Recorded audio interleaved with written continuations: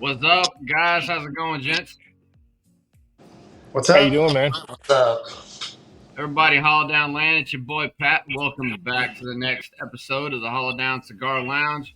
You see the faces you know down below, Mr. Chad, Justin over here to the side, and then we got our tobacconist friend Gordon over here hanging out with Justin. What's up, brother? Welcome to the show.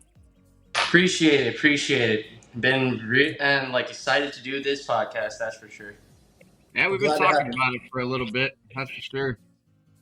Oh yeah, So reason we're doing this one is we're all smoking whatever the hell we want to smoke today. It's obviously not a specific review show. There's things that we talk about as cigar lovers, bloggers, consumers, everything uh, that is on a different perspective than what somebody like Gordon may view things at. So we wanted to use that as an excuse. Still, our new friendship in him over the last couple of years to pick his brain and just kind of talk things cigar from behind the counter. So that's what we're gonna do today. But just to throw you on the spot, Gordon, before we start talking, um, we kind of know some of this, but tell everybody what you do and like how you kind of got started in your tobacconist thing, and just kind of a little bit of background about yourself before we start picking your brain a little bit. gotcha. So I've been actually smoking since like December of 2019. I got brought into it from an acquaintance of mine because he was like, I do so many hobbies that ended up turning into a job that ended up stressing me out. And basically, it was like, you need something to just kind of calm you down a little bit. So he brought me over to a lounge near him. Started smoking off with like a Matilda Serena, which was my first ever cigar. But ever since then, I got hooked because I felt like it really relaxed me, and I don't have to worry about anything else out here. And with the two, like from 2019 going all the way to I'll say 2021, I was just kind of like your Joe Schmo cigar smoker, just smoking like anything, almost anything and everything. But I kind of will say stuck with a certain brand, and my brand at the time was Davidoff. And I found it, and I just kind of went balls to the wall with that brand. And then I ended up finding my own home lounge, and that turned into me working for that home lounge for about 3 years, learning about learning about cigars, learning about blending, and also throughout all of that, I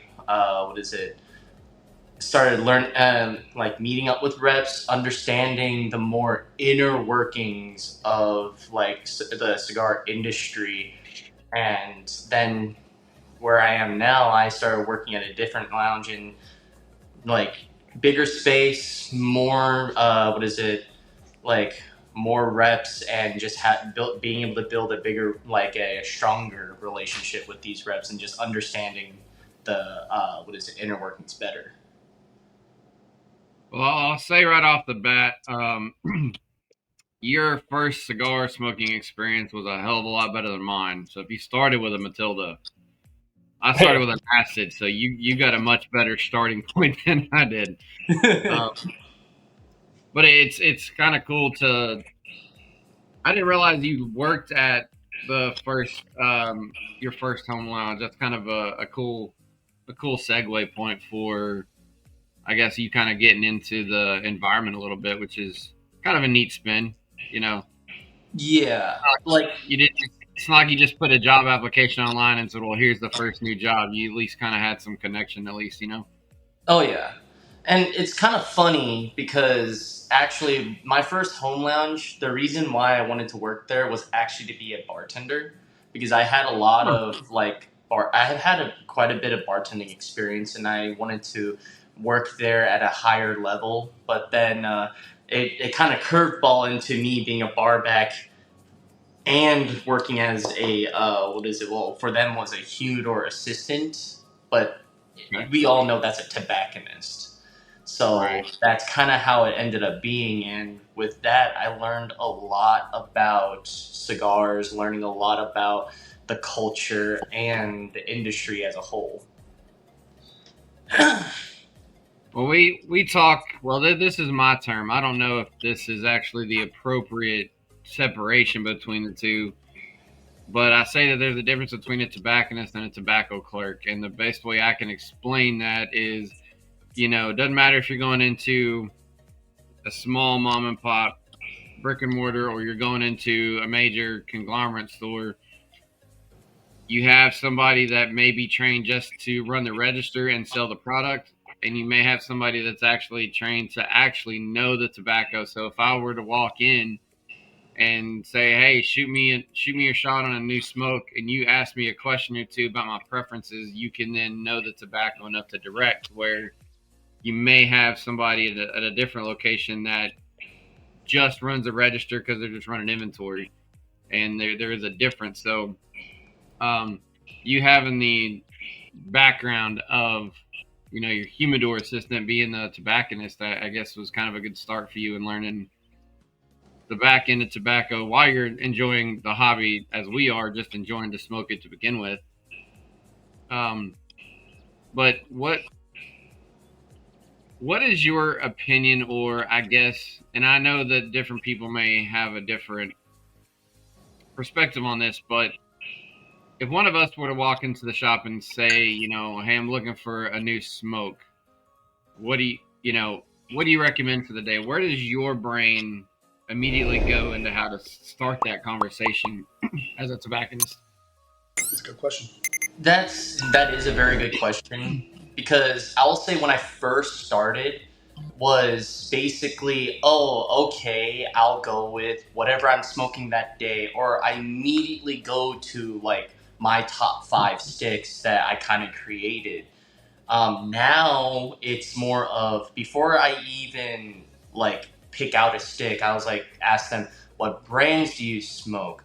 What is your go-to stick? What do you like? And what is this for? Like, what occasion is it for?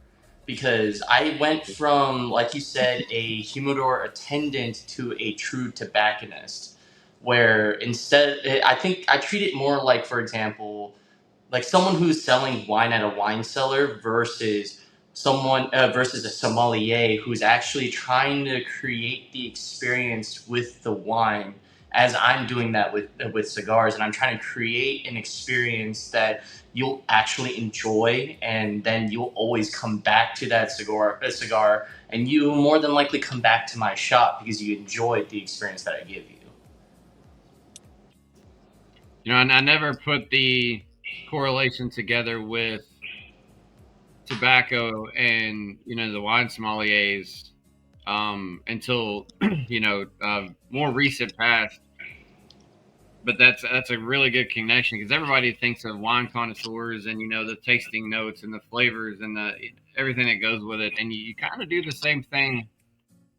Here as you learn, and your first response to that is probably still what I do, and I've been smoking 15, 16 years, and somebody asks me like, "Hey, what do you want to smoke today?" And my brain goes to like, "Well, this is what I smoke today," and that's probably not the most appropriate response.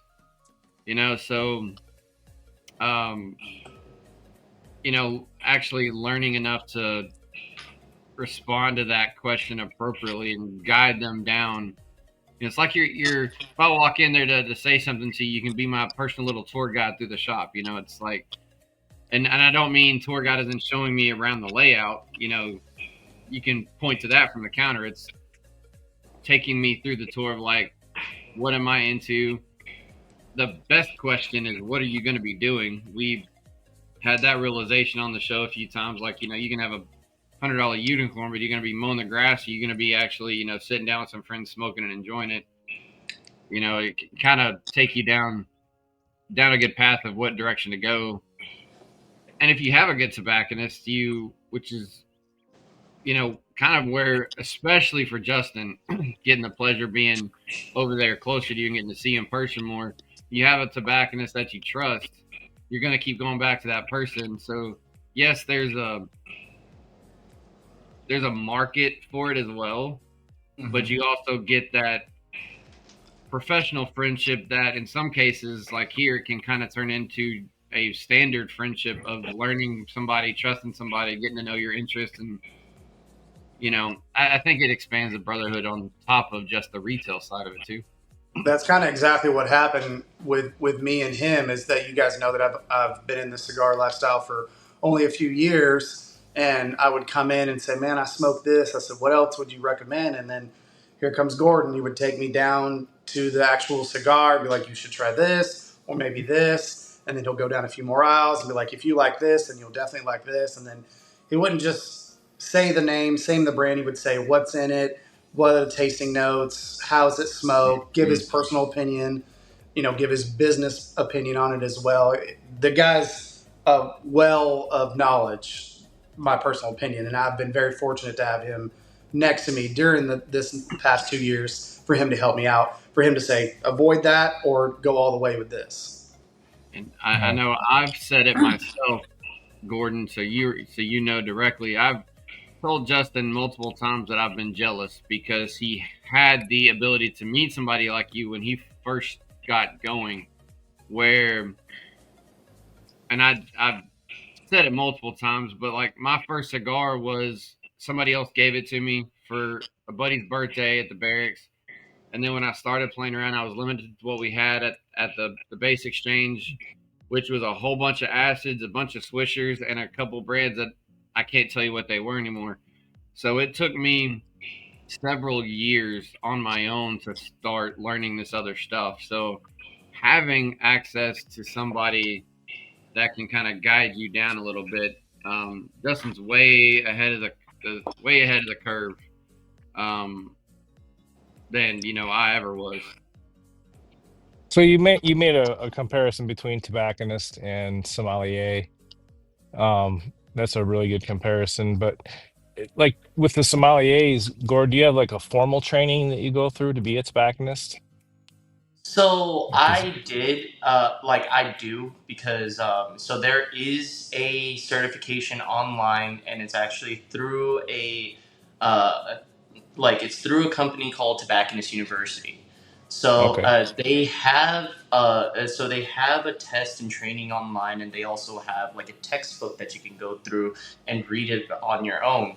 I'll say the textbook is free, and I'll say this is not me trying to and not trying to boast about them, is that they give you a really good wealth of knowledge about cigars, going from the history of how cigars started and tobacco itself, all the way down to the process of going from the tobacco leaf all the way down to final production of like the boxes and bands.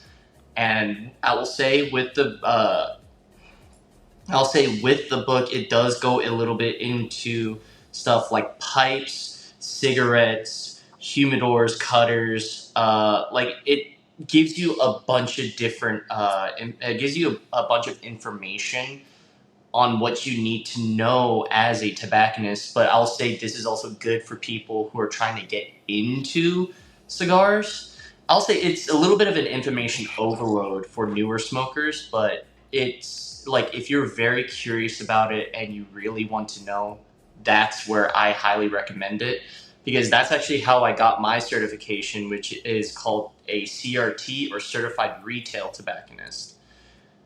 It Consumers can get it as well, but it's called, if I'm correct, CCT, or Certified Consumer Tobacconist. But you still need to get registered. You still need to be sponsored by a lounge itself. Hmm. That's I didn't good. know there was different levels, or I guess levels is the right word here. I didn't realize there were different points of that. I sure as hell didn't know there was I mean, we talked about it in passing, like when we compare the sommelier stuff. Like, obviously, you've done some sort of training, but I didn't realize there was like an actual, I don't know what word I'm looking for, like a registry type, almost like a collegiate type of training. I Mm-hmm. always just figured it was hardcore, just doing it, learning it on, on the job training. I mean, which is there, obviously, but Yeah. I didn't realize that there was like schooling per se. Not to that, There, not to that degree, I guess. There is schooling, but I would say a lot that it's mainly just a lot of self-learning because there isn't like a registered school you go to, you take classes and stuff like that. It's you could treat it more like almost like an online degree. You go online, you read the textbook, you take the test, and if you pass, you get the certification. I'll tell you that it's like the certification is great because it gives you what is it, a little bit of credibility. But I will say that coming from where I started, because I started smoking just smoking cigars by itself first before I even got the certification. I was Right. told about the certification through my first shop, but the thing is, I didn't really get it until I moved to my second shop. Was your second shop where you're at now, or no? Yeah. Yes. Okay. How this doesn't really matter. This is just a pack curiosity. How long did you? And you probably told me or Justin, but how long did you work there before you? Just since it was kind of like your home base, how long did you work there before you kind of branched out to move into another shop? About 2.5 years. Okay. Okay. Mhm. I'm about to go on year 3 right now with my current job. So I have about it's 2.5 years in both. So I have a total of about 5 years in the industry. Okay. And the people that you just imagine the amount of people that you've spoken to regarding tobacco in just 5 years, and you've got it sounds like if you're talking like any other job, you're like, man, that's only 5 years. Retirement's 25, 30. But just to stop and think about how many people you've talked to and potentially impacted their hobby and decisions over just a 5 year period as you've learned and grown and gotten more knowledgeable.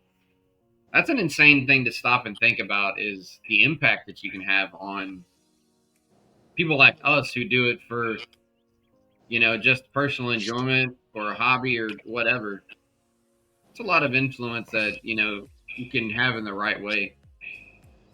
Yeah, like and I've thought about that for a long time, and it's like, so I will say this: I am actually on more the younger side when it comes to this industry. I'm only 28, and that it comes with its challenges because we still have a lot more established smokers that have been smoking for about 20, 30 years that are in their late 50s, early 60s. And when I first started, it was a little bit of you can say that it was a bit of a gap at first, especially when it came to me working only 6 months in the industry at the time, because a lot of them would be just looking at me as like, well, what do you know? I've been smoking 20 plus years. You've only been smoking Right. a year. And it's a little bit of a chip on my shoulder because of my work history, but it's one of those where sometimes I just try to let it go. But as I've worked longer in the industry, like you said, meeting a lot of people, and that includes both reps and regulars. Like right now, where I work at, I still meet the same regulars that I do when I was working at my other shop. So I've built a lot of my credibility as well. And on top of that, like one thing a lot of people make a joke about is it's like, well, if you work at a cigar shop, you only buy your sticks from the cigar shop you work at. And I'm like, no, because your cigar shop will only have so much in their humidor that you Mm-hmm. still need to venture out and go look at other stuff.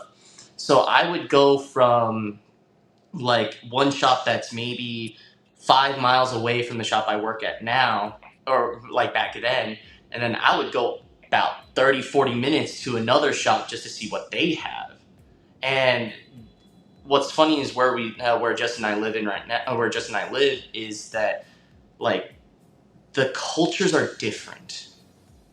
Like currently where we live in, is it okay? Yeah. So we live in Fort Worth, and Fort Worth, the culture is still kind of growing. It's there, but it's not well established yet. But in Dallas, it's very well established. Everyone knows, almost everyone over there has a wealth of knowledge, but the thing is that they do it very differently, where there's a lot more brand smokers out there than actual knowledgeable smokers. They'll stick to what they like. Here, the culture is a little bit different, where people are actually venturing out and looking at things that are more of like, well, I need it with this wrapper, or I need it with this filler, or I need it to have this type of profile. So that's where it's like, for me, it's just trying to not be so close-minded is what is kind of what helps. And I know a lot of people. I did this myself. Is you reference the difference between being a brand smoker and being a tobacco smoker, and I'm paraphrasing, but you have. I mean, for a while after I got past that first hiccup and I learned about 2 or 3 brands, like that's all I did. I didn't know enough to really go past it. I was like, oh, I like this brand. I'm gonna smoke that. It's like when I had my first Padron, I went on that kick. It's like, well, if it's not a Padron, it's shit. That's not true, but that's all I knew. So I went to Padron, and I stuck on that for a hot minute because it was like my first real brand that I got introduced after the cheaper stuff. And I was like, oh, this is it. This is all there is to tobacco. And I didn't actually know what the hell the tobacco was I was smoking. I was just like, it's Padron, it's good, end of story. And that was it. It took me way too long to. I mean, some of that was on me. It took me a while to allow myself to explore, but it also took me a while before I had somebody that helped me explore. I didn't have. I mean, the problem with starting on base is everybody's, minimum wage just reselling. I mean, most of their job, if we're being real, is selling tobacco, is selling cigarettes and energy drinks. That's like 80% of any base store. That's not the commissary. So they didn't care when I was coming in there for cigars. They didn't care. It's not their purpose. You're lucky if you even had any humidity in it. I know. Yeah, exactly. And I honestly cannot tell you. I could drive to the PX that I bought from, but I cannot tell you if it even had a humidor because I didn't know what I was looking for then. So I do not even remember how it was there. I can halfway visualize the shelf. Couldn't tell you if it was in a humidor, if it was out on a counter. I don't remember. I don't have a clue. So most of those places have like a little gas station humidor, and that's Let's, a little job acrylic box or let's something. take a little pause and talk about what everybody's smoking real quick. I'll let Gordon go first. So I'm actually smoking the Don Derma Golden Child. Oh, that's a horrible cigar. Why would how'd you you do get that? Justin gave that to you, didn't he? Well, it's like, because before we even started, I was debating on what to smoke, because it's like, how I look at it is, we all understand this, that whenever we're smoking a certain cigar, that's kind of like your identity. In my case, it's a little bit different because because I smoke so many different kinds that I don't really have much of an identity. But it's like, this is the first time everyone sees me, so I was like, okay, well, let's try. But he's like, well, like Justin's like, well, this is going to be your first time smoking it. You might as well smoke it here because everyone wants to know what my opinion is. And Chad, Yeah, just to let that's you a know, good idea. he got that from me, from Secreto. Yeah. He One of bought a our box little through trades. you or something, or okay. Yeah, one of I our knew it trades. came. I figured it came from you somehow. And just to sweeten the deal, I said, "Smoke this, and I'll give you another one." And so I gave him another one. So That's he's got a he's horrible got arrangement. I would never agree to such a thing. Well, he needs an OG Don Derma is what he needs if he's gonna compare Yeah, the I've Golden got Child and the OG. I've got one left, but as soon as I get a box, I'll probably throw him another one. I'm smoking the Cigar by Foundation. Oh, nice. The word I still can't say properly. Yeah, and I wonder who gave that one Is to it me. Centager? Is it Centager? How do you say it? Gordon, what's your opinion? We need you to weigh in. Senator. I think it's Senator. Centager? That's how I say it too. Yep. Yeah. That's how I hear it, but I don't know. I just know I bluff it up every single time. Well, I got this one from you, Chad. So shout out to Chad. That's a broadleaf bully right there. Yeah, that's a good one. Good. Chad, what are you smoking? I'm hitting one of the lightest cigars that I go, Dumbarton Sober Mesa Brulee. Y'all know I like the spicy and the beefier stuff too. Now, yes, Chad, it was still the Guerrilla arm size. Don't worry. The Gordo, I of course. would expect Always nothing smoke. less. But it's one of the, and this year, as we talked about, my Connecticut preference list has grown a little bit, but I still have a short list of the lighter shade stuff that I smoke. So this one is just, it's super smooth, more elegant to me. It's got the spices without it. Just, you don't have a lot of overpowering notes. So That's almost a medium. Yeah, I smoked that one this morning, medium. but in the Toro. Yep. And Yeah, I Chad, like what are that you one smoking? in Churchill or Double Corona. I can't remember which is the longer one. I'm smoking a Don Carlos Presidente. Of course you are. Don Carlos. You know, if I got to pick We my were own just cigar, talking what I about smoke. brand favorites, and we can always say that Chad is the Fuente freak.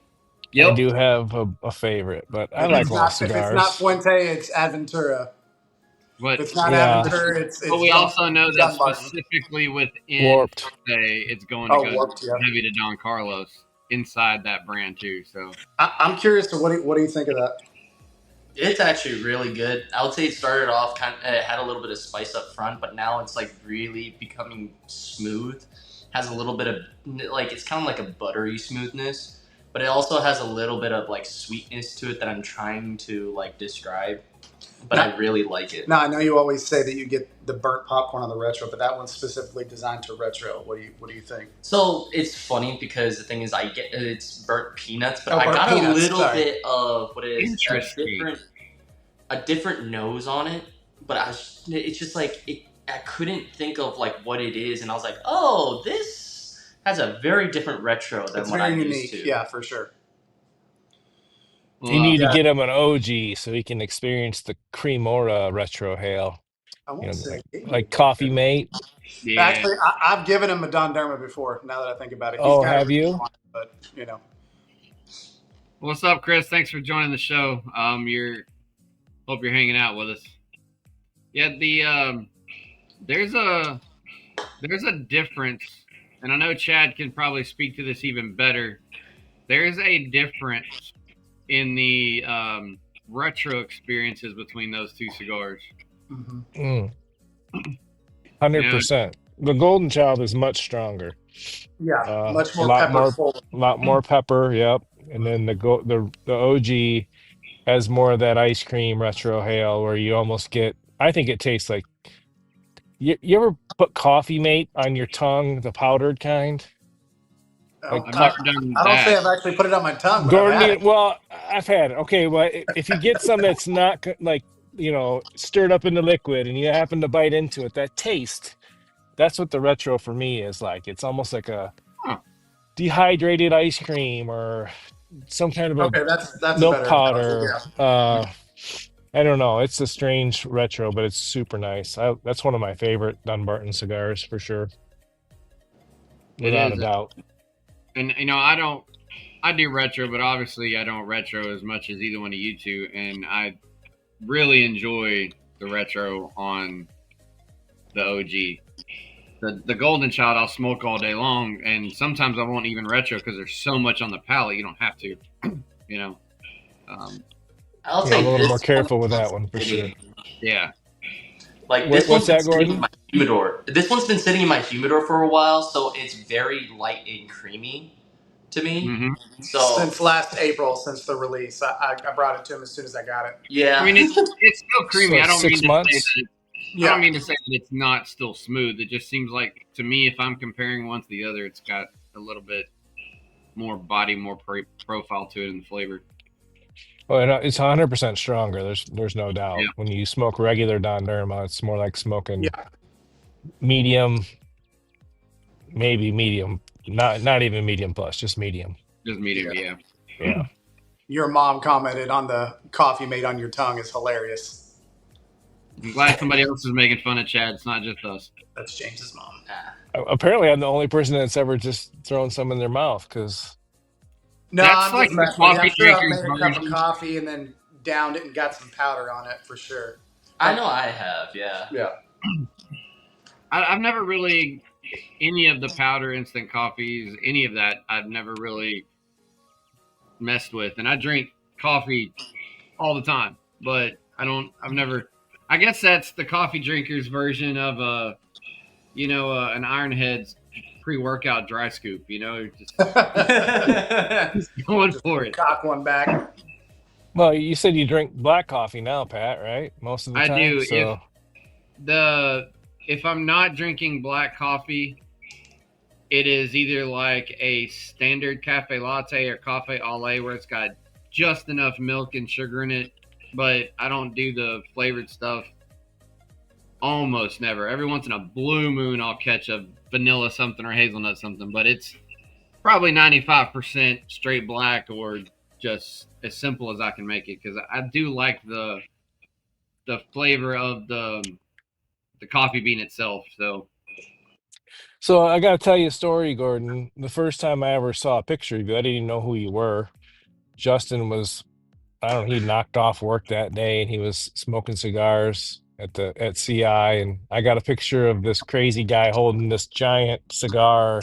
It was a 10 by 100. It was the 10 by 100 It was almost the same lunatic. size as him. Is that what it was? The lunatic Yeah. 10 Yep. by 100. Yeah. Yeah. So tell us about that experience because we talk about that cigar all the time and none of I us has do smoked it. actually. Yeah. Okay, so funny story about that. So there is a cigar lounge out here called Michael's that I tend to be a regular at, but it's because there are a couple people that work there that I tend to hang out a lot. One day, this is when Michael's first got their what is it, Lunatic 10 by 100. And one day, the guy, like one of the workers was like, I would never buy this myself, but if someone bought it for me, I will smoke it. And I looked at him and I was like, okay, bet. I Bet. went straight into the humidor, picked it up, and was like, here you go, charge me. And it's funny because he's like, motherfucker, you better be smoking this too. It's like, you know what? Fine. I'll smoke it when my shop gets it because that stick at the time was about 40 something bucks. Yep. So I'm like, Yeah. I'm not Yeah. paying 40 something bucks for something like that. I'm gonna wait until my shop gets it, so I get it at my price. Right. There you go.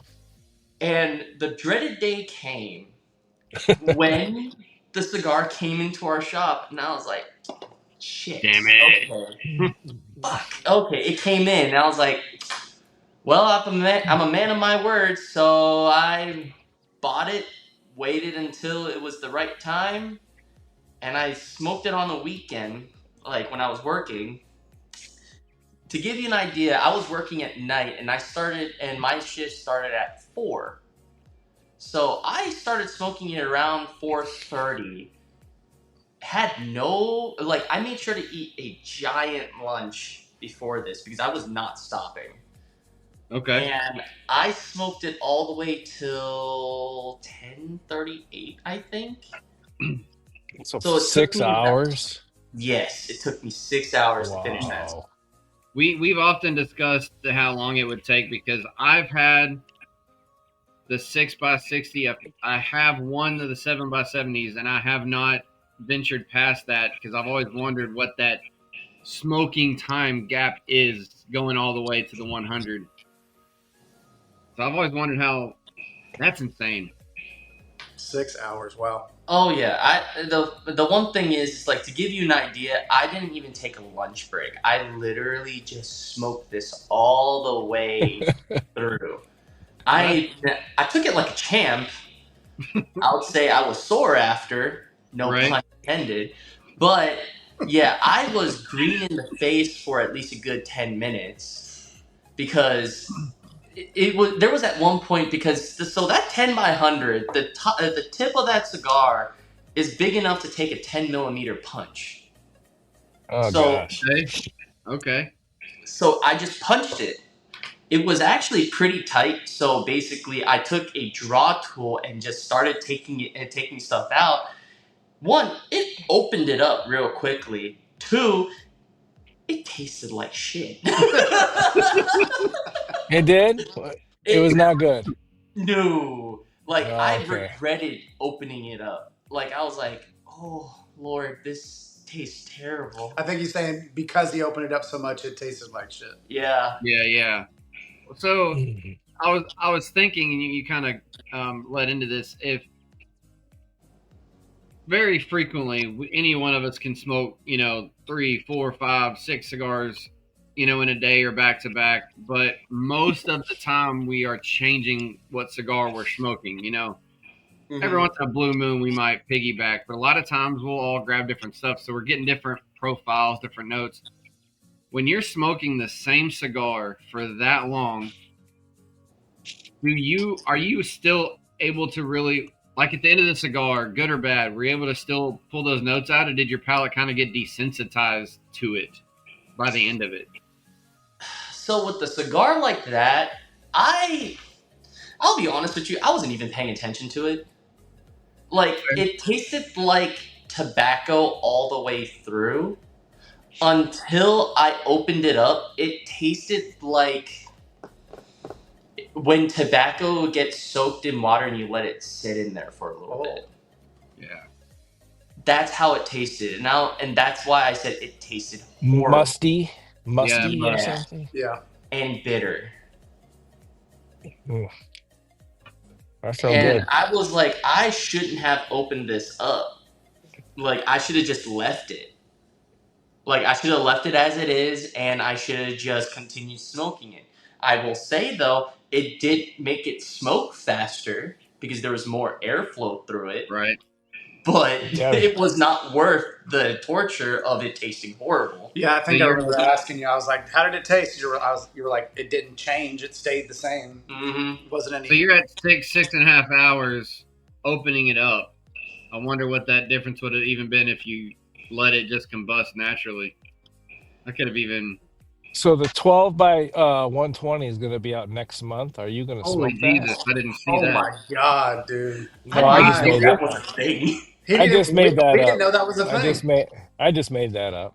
Oh, Yeah. If it was, are you going to smoke it, Gordon? That's what we want to know. Would you? We want to know if Terrence makes it, will you smoke it? I was about to say, because of who the owner is, none of us doubted for a second that might be a real thing, because you never know what the hell he's going to do. True. Mm-hmm. So here's the thing. When I smoked the 10 by 100, after I was done, I was like, I will never again smoke a cigar like this unless someone paid me to do this. There you go. I'm sure we can take a collection pot. That's the other big one you see people smoking is that Woody, that Oscar Valdez, that Woody cigar. It's like 34 inches or 39 inches or something. Yeah. 39. So- I think it's a full meter. I think.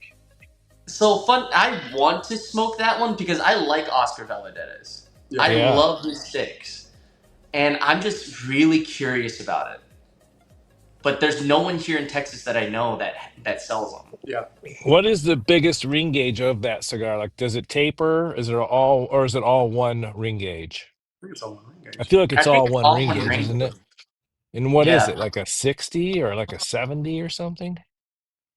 I think it's Pat's looking it up right now.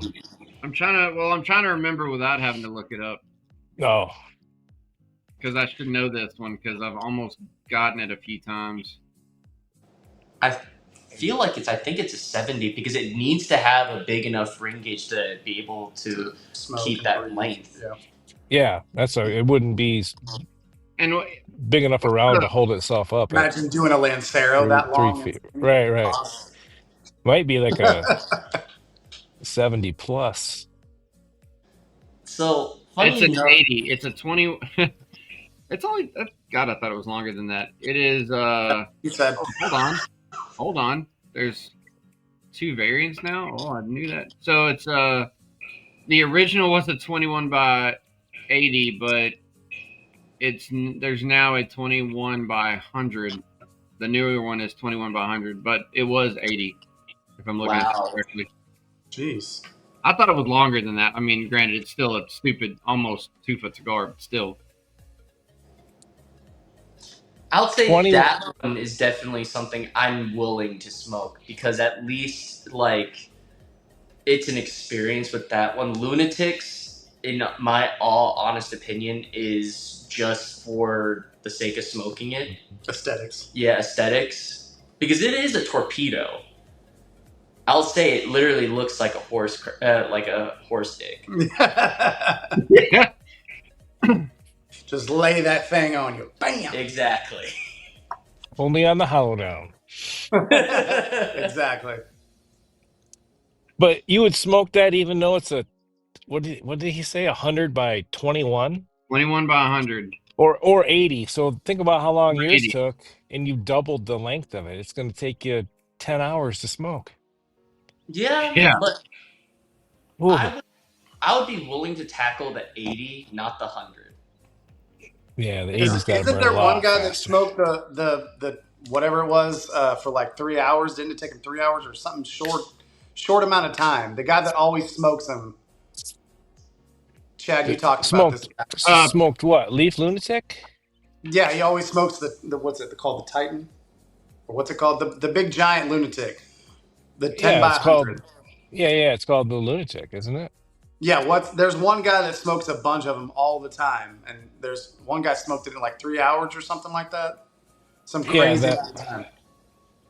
that leaf lunatic smokes one every day. We were talking to That's right. Yeah, Terrence Leaf about lunatic him. He smokes one a day. Like smokes one a day. every day he smokes one of those 10 by hundreds. He's got some deep pockets, I'll tell you that, because it's a $40 stick. Yep. Mm, and that, yeah. but that's crazy. But you think about this, and I think we had this when Terrence was on the show with us. We say that, right? We're like, man, that's $40 a stick. I can't do that. Gordon But is I just just smoked jealous. five $12 sticks in a row. That's what I was just gonna say is that I Messes with smoke your more than head. $40 worth of cigars every day anyway, because I'm Yep. smoking, Yeah. 4 or 5 cigars and 8, 10, 12, 16, whatever, right? I mean, Yeah, I'm hitting the 30 mark at least every day. One on the way to work, one on the way home. That's at least $30 a day. Yeah, Yeah, this I can see that, yeah. it's Okay, just I'd so, rather smoke 5 good cigars than one mediocre cigar, though, to be yeah, honest with you. it's weird what our brain does with us on finances and value, right? It's the same thing with food. It's like, do I want to spend $25 on one burger, or do I want to spend $25 on five that are also good burgers? It's like I'm spending the same amount of money, and I might spend the same amount of time enjoying this, but for some reason it just like, oh, this makes more sense. I don't know. so it's funny how you bring up price, because as we all know, the industry has been, has been hit with the tariffs as of late. And with Yeah, Nicaragua, I think is 18%. Yeah, Nicaragua hit hardest. Yeah. So what I've noticed in the industry is that actually a lot of people have kind of stopped buying like more quantity. And it's weird because the thing is that they stick to the same quality, but the quantity has went down. And I was actually talking about this with a rep yesterday, because he asked me, is like, oh, so what is everyone smoking nowadays? And I was like, well, right now, from what I've seen, is that it's still going to be 50% 50% flavored smokers, but that's kind of the butter of the industry. That's kind of what's keeping the industry alive. Like, even if people will disagree with me on it. And I've noticed that actually a lot of people have been focused more on price, because nowadays a lot of people, whenever I ask them, hey, so what are we looking for today? They'll give me, oh, I would like this kind of wrapper with this kind of profile in this price range. And I'm thinking in my head, it's like, okay, well, that restricts me a lot. Not saying that I can't do it, it's just more, okay. And this, like, it's very interesting because, especially when it comes from my regulars, I'm just like, okay, you've changed your qualifications quite a bit, and I feel and I can see that it's also affecting them. But even with these new smokers, that's like the first thing that they think about now, which I will say it's what is it? It is understandable. Hell, I have to do that now. Like, I've been buying bundles as of late to kind of help with my budget. But it's like it's one of those things that I've noticed a change in the industry because as someone who smoked Davidoff quite often, I was like, well, price really never mattered to me to an extent. I will say there is diminishing return, but it's just where I noticed a lot of people actually focus more on their dollar per. You could kind of say dollar per inch almost, because they treat tobacco like truly a commodity. Like for example, corn is my like favorite example of using it when they need when it comes to cigars, like I said, sommeliers, you have to think about the craft that's put into it, the blending. You have to take all these into consideration. Region. Exactly. That creates the price on the cigar. And like it's one of those things that I have a hard time trying to fit that in my mind because in a way, I never really looked at price when it comes to cigars. In a way of like, I have to have this cigar, but it has to fit this price point. Yeah. And it's like Justin and I were talking about this a little bit earlier. Is like we just simply look at it as like, oh, this cigar is this much. Okay, does this fit in our budget? No, we'll look at it next time. Instead of saying, but most people are now saying it's like, oh, this cigar is this price point. I'm never gonna smoke that. And I've noticed just in our small group, and I don't just mean just our, the 4 or 5 of us, but like even whether it's be on our Hollow Down group, on other cigar groups, and just several group chats we're in, used to just the way that we have started sharing sales is different. Just as friends and consumers will, always say, "Hey man, I saw this deal." Where we used to be like, and we still do it to a degree, where we'll say like, "Hey man, check out the deal on this box." Mm-hmm. I've noticed a lot more frequency of, "Hey, check the deal out on this sampler." Check the deal out on this bundle. It's like, because even though it's on a single stick, you may not notice that much of a difference. But when you're buying routinely for a daily smoker and you're smoking multiple a day, that starts adding up and it starts changing your value. And, you have different price points, even on the same cigar, depending on what Vitola you're smoking. But for the average individual, cigar equals time. Like, what size of it? Like, because I do that a lot. I love my Gordos, but there's sometimes I have to smoke Petit Coronas too. It's like, okay, well, how long do I have to smoke? So part of my brain talks about value to price, but some of it is size equals time. And when you start mixing those two thoughts together, time equals money. And how long am I going to get a smoke out of this for how much did I spend for it? And so I've noticed just our conversations and everybody's conversations where we're still buying boxes and bundles and specific sticks, but the stuff that's being commented more is the different samplers, and even several of our favorite, whether it's brick and mortar or online retailers, are now pushing even more. Hey, buy this, you get these cigars free. Buy this, you get this swag free, which has always been a thing, but it's like it's being pushed more to try to compensate for some of that value loss with the price changes. Yeah. And like one thing is the other thing that I just remembered was like I talked about how a lot of these new cigar smokers, which I know that we don't really deal with it as like a community, but as a retailer, because I deal with a lot of a mixed crowd. So I get a mixture of new cigar smokers and experienced cigar smokers that a lot of these newer smokers nowadays are going for more aesthetic than actual flavor profile. That's what we were just talking about before we started this. Yeah. And that's why actually a lot of them don't care if it's if it's a traditional flavored, if it's this size or that size, or if it's this brand or that brand. Because at the end of the day, they then also they're like, well, I'm smoking a cigar, I'm looking like a cool guy, and then that's why they also look at the price point at that, because they're like, well, I just want to look. It's kind of like shop at, what is it, champagne on a beer budget? Is that what the term is? Champagne on a beer budget. Yeah. Yeah. So when they think of the aesthetics, that's all they focus about instead of actually tasting the cigar, seeing what the profile is. Is this something that I'm looking for? We kind of brought that up before this. We were talking about the golf guys. Like, a lot of the golf guys are split into two categories. Either they are smokers and they'll smoke whatever they want on the course, or it's the guys that just smoke for the look, smoke for the feel. Like I was telling him, a lot of the guys that actually golf, they'll set their cigar down and golf, but most guys, they'll just, and just, they don't care. They care about the look. Photo op on Facebook.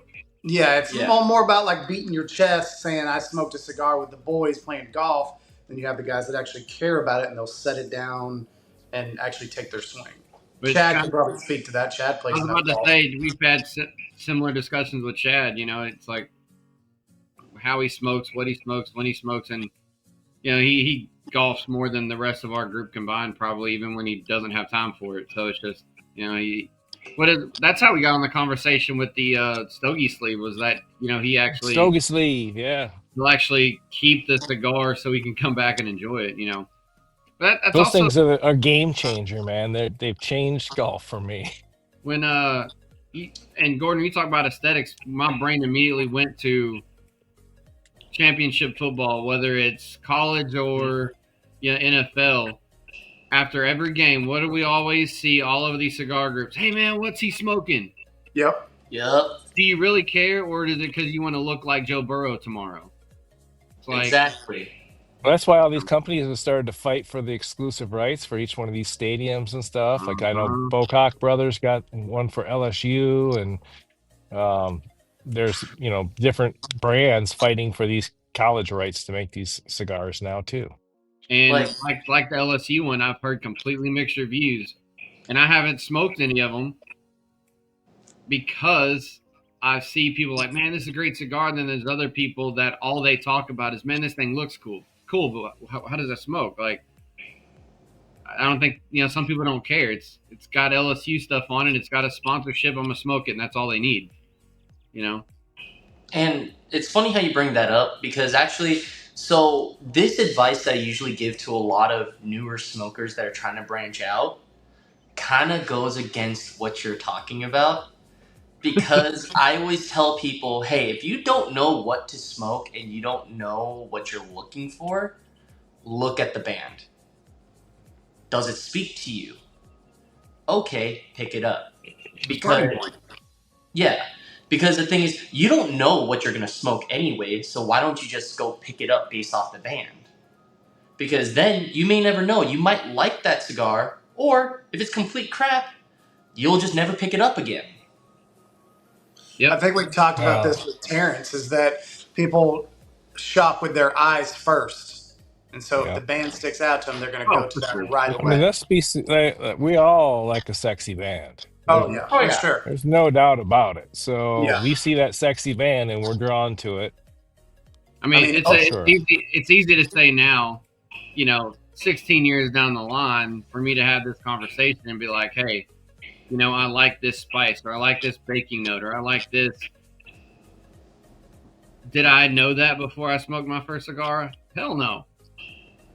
I mean, like for me, I mentioned that I smoked acid. Now the first one was given to me, so I'll take that out of the equation.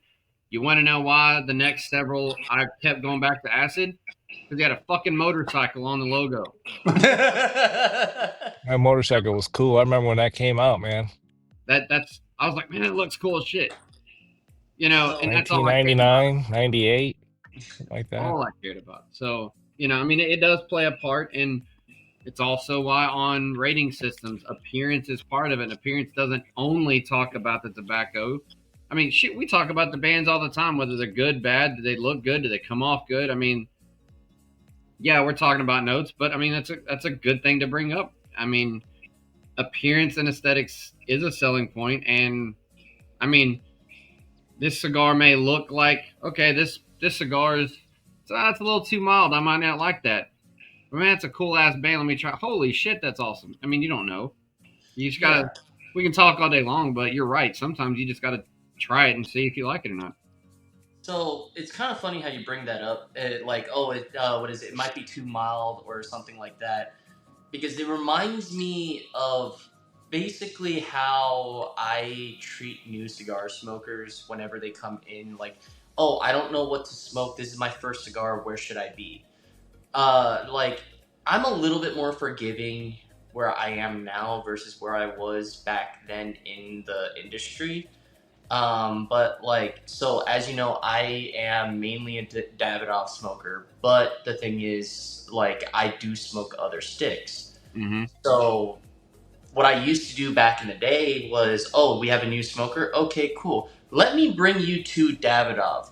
And I know a lot of people will kind of get on me about it because they're like, you're giving a new smoker a $20 to $25 stick. But I will get to that in a second. So the main cigar that I always give a lot of new smokers, well, I'll say two of them, is either the Davidoff Grand Cru or the Davidoff Signature. Reason for it is that we won't understand, like, we won't get this since we're very experienced, and not a lot of us tend to really like smoke lighter sticks often. But for new cigar smokers, lighter sticks are the way to go, and it gives you, and those sticks, they give you the profile right there and then. And like, as I'm walking through with these new guys, I tell them, oh, well, I have this, and they will taste at least 3 to 5 of those notes right off the bat, and that will tell them what they like and what they don't like. In comparison to, let's talk about Perdomo for a second. A lot of them go to the Perdomo Champagne. Mm-hmm. If you were a new smoker back in the day, and someone told me about these profiles, more than likely I'm not going to get that profile off the first stick. It'll take me about 2 to 3 times to get it down to what the person's talking to me about. But think about it this way. Let's say we're talking about a Perdomo 10th anniversary Champagne Robusto. That's about $10 a stick right there. And you have to smoke 3, that's 30.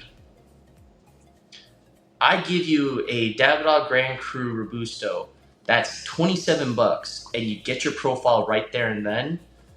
You're saving yourself about $3, and then you can move on to other brands, or you can stick to the same brand and figure out your profile that way.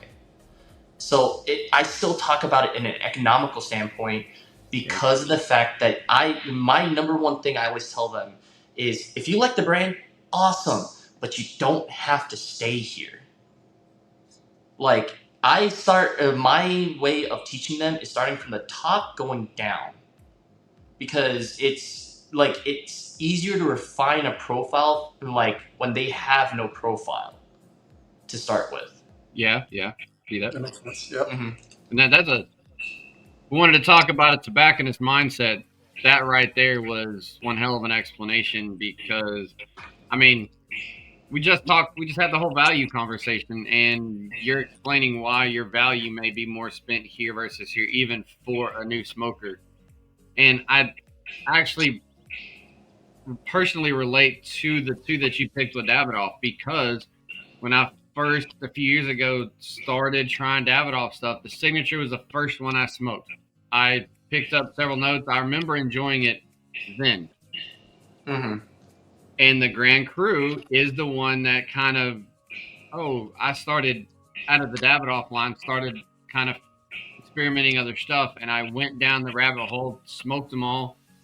And now my favorite two out of their line is the Millennium and the Escurio, and I won't go back to the Signature anymore, because I had that growth within the line of realizing in that line what I preferred, because I was able to pick those notes up so cleanly. And some of it is a testimony to how well they do their cigars as a brand, but it's a good one because they focus so much on flavor and quality control that you're able to pick up what they want to produce out of that cigar so cleanly.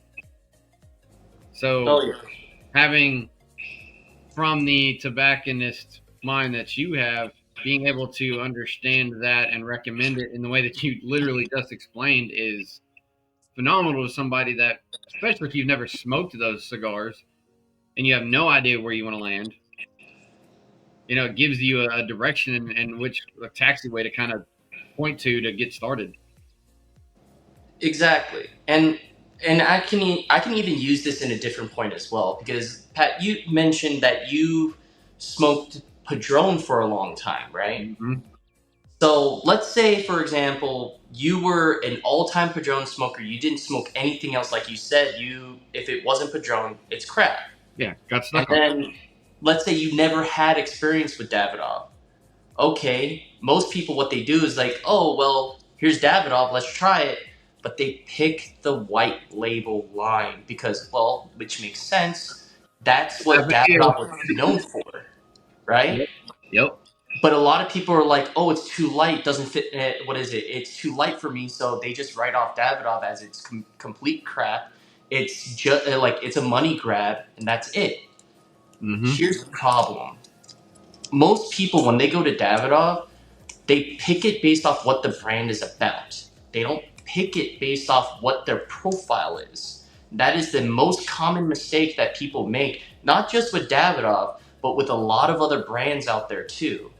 Yeah. They pick it based off of what that brand is known for. You literally just explained my segue to Davidoff because that's exactly what happened. I even out of Padron, I like several of them, but the 1926, I love it. Well, that's got bolder, flavors to it. It's still smooth, but it's got bolder stuff. And the first one I went to on Davidoff, 100% because of the advertisements. I went to the white label. I went to Signature. I went to what everybody I see in all the ads, and I see in the coat pockets of the Davidoff reps. And Yeah, my first thought was, that's okay. And I did not go back to them. And I kept trying it several times, but I would always go. I never got into the deeper flavoring of it until somebody literally put one on my head and was like, "Hey, dude, smoke this shit." yeah, It took somebody to kind of push my envelope. So I was that guy. right. I'm jealous of Justin that he has somebody like you that he actually has a connection with. I it's a real thing. It matters. I mean, there's so many years of cigar smoking that I wonder what I missed out on. Well, Because this started off as him just helping me out, and now it's actually we're friends. Mm-hmm. We talk on a day to day basis. He knows my wife. I know his fiance. Like he's seen pictures of my kids. Like we've gone down the whole rabbit hole of friendship and yeah, consumer and all that. So Yeah. that's friendship therapy 101 right there. Oh yeah. yeah. Like, and the one thing is just like I can go into this whole thing with brands and everything. Like, I know for sure that most people with Davidoff, like you said, it was advertised with the white label, but that's because that's their flagship line. Right. But the thing is, like, for example, Christmas time, a lot of brands put out their samplers, and they like, well, in a lot of their samplers, they put like their most popular sticks. But here's one thing that's actually that's one thing that's funny, and I've noticed this for a couple years, is if you ever look at a Davidoff gift sampler, they almost never put the late hour in there. It's one of But their best cigars. exactly, Mm. it's their most popular stick to the point that they're like, why would we need to put this in here? People are We going to buy it know that anyway. we know that the second you try it, even if it's your first time ever trying it, you will love that stick, and that's how confident they are in that line. And I know that for sure because it's a testimony for myself, because that is my number one stick to this day. Yeah, I like the regular Winston Churchill too. I'm still trying to Oh, get I used love to it. that one. I love it. I mean, if I was since I mentioned my top two in Davidoff, the late hours easily number three. And it probably was outside once I got past the white label. It was one of my preferred until I hit the Millennium is what changed it for me. That one was and then I went to the Escurio. But late hour solid. I mean, Oh yeah. but I I guess that's smoked 10th Nicaragua 2 days ago. The Davidoff 10th oh, Nicaragua. Man, that's such a good cigar.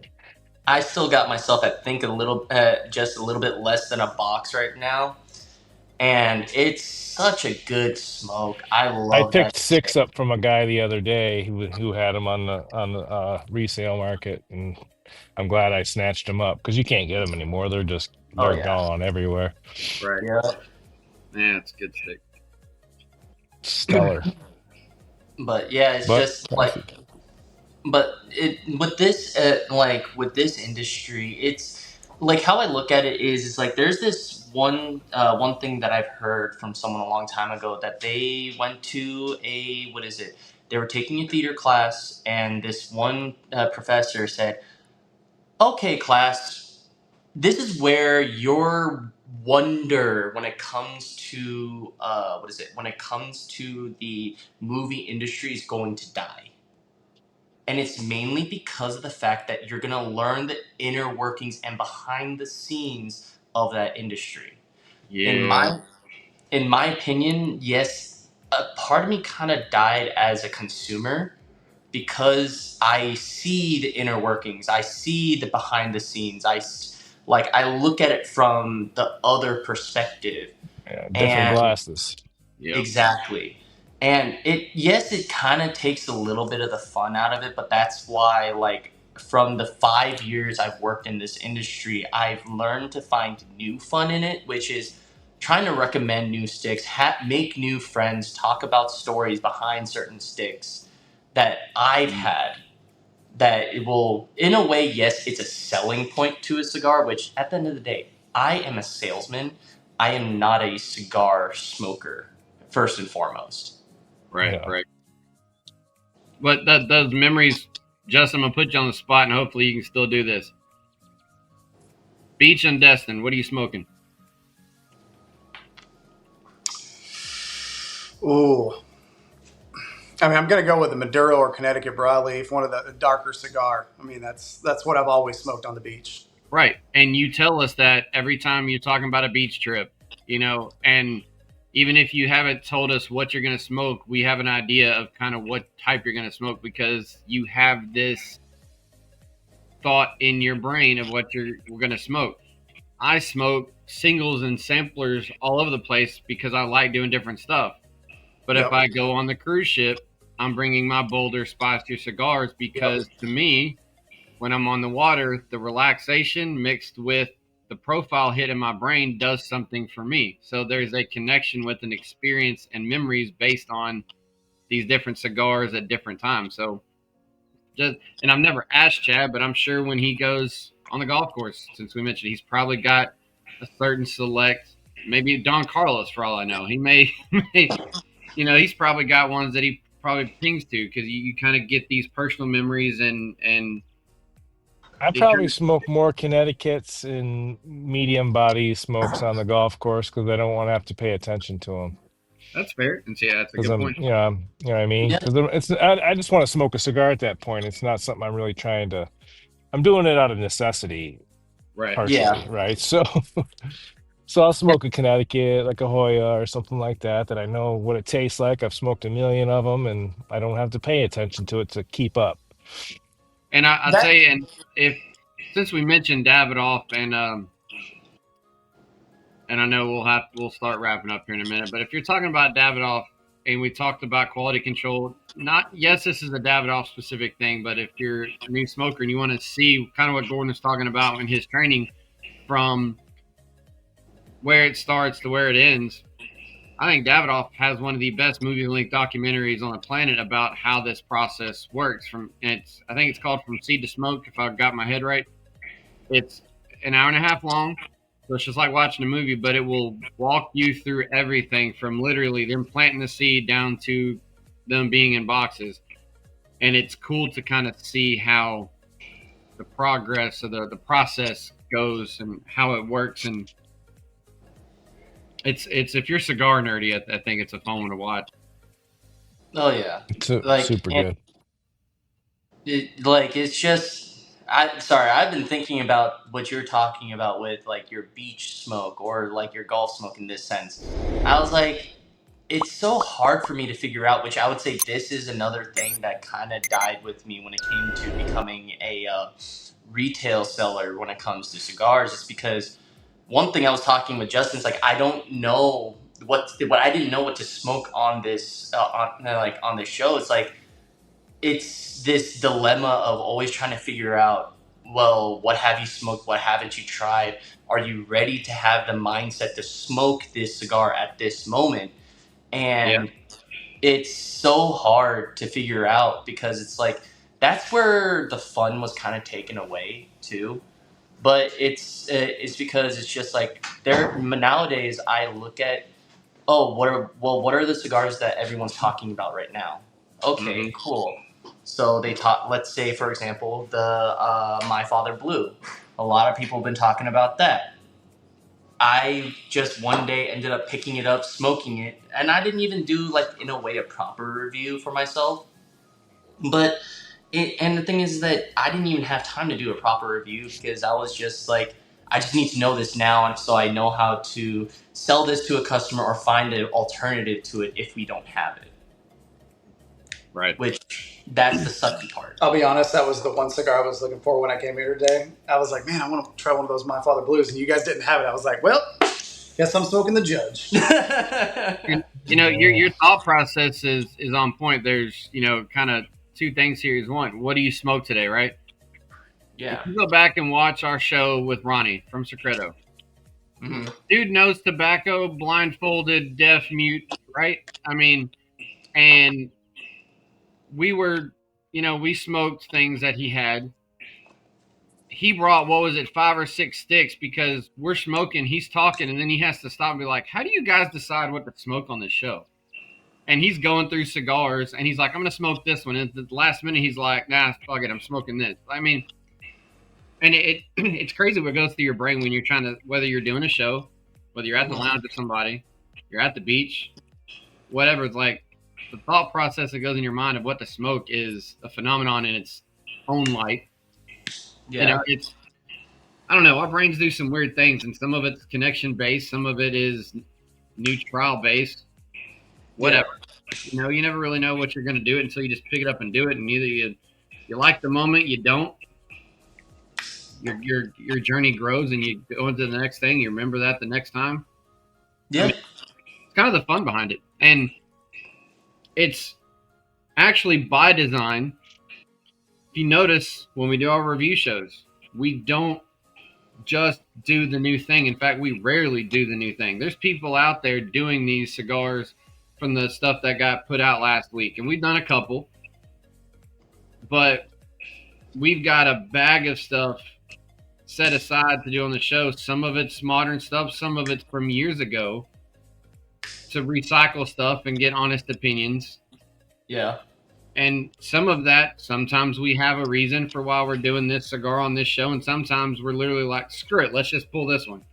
I think the last one we did was the Redacted by Warfighter. Because I had mentioned on their podcast that they wanted people to do reviews and let them know what we thought. And I said, hey, man, let's do that one because it's relevant content. They want to know, what people thought of it. And so we did that one. But other than that, there's no new releases that we really do. Yeah. Me and Chad did one, almost a year ago when Black Star Line and Cigar Dojo came out with the Yasuke. We did that one new. And me and him are going to circle it back around and do a second one as a secondary review. But those are rare cases. We don't push the new hip thing very often. There's people doing that, Mm-hmm. It's not our vibe, and that's cool. But sometimes we have a reason. Sometimes we don't. We'll just look at the list and just smoke this one. Screw it. Yeah, and the funny thing is like the dilemma of trying to figure out what to smoke. It reminds me of this one game I used to play with one of my former coworkers, and I would tell her, go into the look at the humidor, pick me 3 sticks. Doesn't matter what it is, doesn't matter what the size is, just 3 sticks under a certain price point, go. Yeah. Because I have such a hard time trying to figure out what I wanted to smoke to the point I'm like, I don't want to waste any more time on this. I'm going to have someone else to figure it out for me because then it forces me to try something. The guys know this. my wife Ellen does that for me. That's like one of her things that she does is she'll whether we're in the lounge. Justin has seen it in person. I've been at the lounge smoking with him. She disappears, comes back, and she'll just grab random cigars from me. I'm like, why'd you get this? I don't know. It looked cool. She'll come back with boxes. It's like Sometimes, yeah. sometimes it's Yeah. like every once in a while she'll be like, well, I know you like this cigar, but I've never seen you smoke this. I've never heard you talk about this. And she doesn't smoke anymore, but she knows she listens to me. What she watches the show, listens to me talk, complain, enjoy, and so it's sometimes she'll be like, "Hey, I've never seen you smoke this stuff. Try it." And I found some bangers that way. You know, stuff that I might not have gone and picked up. Yeah. I'd walk right past in the shop, but you know, Like well, that. yeah. I'll say that I hate this part of the show because we do have to kind of wrap up because people are going to get bored and start canceling our show. But not really. But I'll say the conversations that we've had today, even just on this friendly level, not reviewing anything, it's interesting, which is why we wanted to bring you on because you brought up points from a different avenue that we don't talk about as consumers, reviewers, just smokers, right? Yeah. And it's something like we're definitely gonna have to bring you back on from the time to time to kind of keep letting you talk because it's very interesting whether you're somebody like me that's completely nerdy when it comes to cigars, like Chad, he'll dig into questions. Justin digs into questions, but then you've also got the new aspect of I don't know what the hell I'm doing, and it all blends together. Having these conversations about what you're smoking because yes, it's a hobby. It may not technically be an essential commodity, but to some of us it is because to me this is my daily relaxation. I get home from work. I'm smoking one or two cigars every morning before I go to bed. So to me, it has become an essential part of my routine. So learning about this stuff, the inner workings of it, becomes like a nerdy, knowledge-based hobby on top of what we're doing. That's literally how our friendship started. Is that I was a beginner. He told me all about it, and then I became a nerd. He was already a cigar nerd, so we just became cigar nerd friends, and we bounce off Yeah, each other all the time. Mhm. I mean that's where my friendship. I mean, you, Chad, Justin, I mean, that's how I met y'all was in other cigar groups talking, posting, and our similarities we ended up in the same group as I was starting to hollow down and our conversations turned into the friendship it is now and it all started from cigars. Yeah, let's say friends. Leave the nerds out of it. I don't want to be nerds. I'll own that one. I don't care. Yep. Same. But this has been I may be biased, but I think this has been a great show. I love when we have time to stop and not do our normal thing and just converse and talk about things. I think there's been some good points said today that hopefully the family watching can pull some stuff out from what you've said, what we said, whatever. And so I appreciate you taking time out of your day to come up there, hang out with Justin, and actually slip on the show with us because it's very much appreciated because this is not your show. You're not obligated to do a damn thing. So I appreciate you coming on and hanging out with us for a while, man. Yeah, No thanks, Gord. problem. Like all I'll say is, what is it? Anytime anyone has a question, if they and I can answer it, I'll try my best to answer it. Yeah. And the good thing is, if you don't know, you got ways to find out. So Exactly. well, That's right. if y'all are watching Hollow Down Land, I appreciate y'all's time as well, hanging out with us. If you're watching this live, appreciate it. I know we didn't announce this one; we just kind of did it. If you're seeing this when it's reposted, leave the comments down on the show. Let us know what you think. We do enjoy the feedback.